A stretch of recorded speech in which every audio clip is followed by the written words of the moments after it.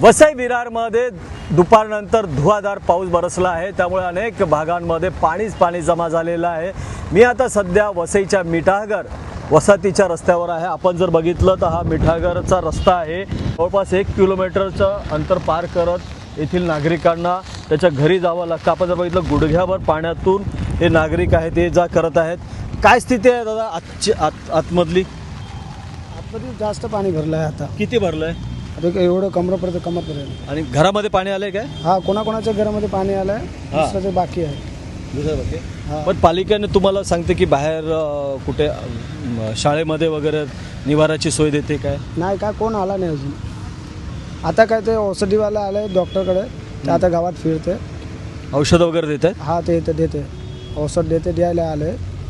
हा, दुसरं कोण आलं नाही अजून ना की सध्या आता महानगरपालिकेचे अग्निशमन दलाचे जवान आतमध्ये गेलेले आहेत, त्याचबरोबर पालिकेचे आरोग्य अधिकारीही गेलेले आहेत।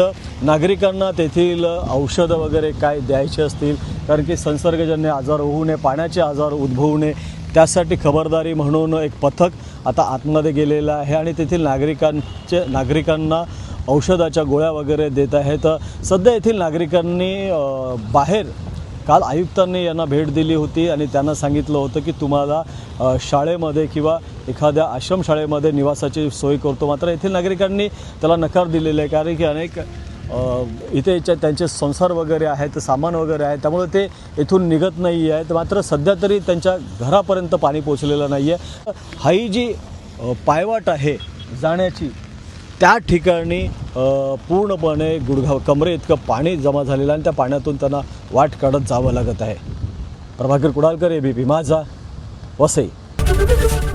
एबीपी माझा, उघडा डोळे बघा नीट।